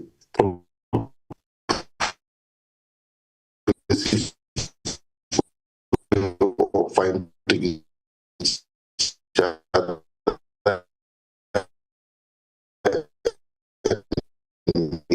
of mine.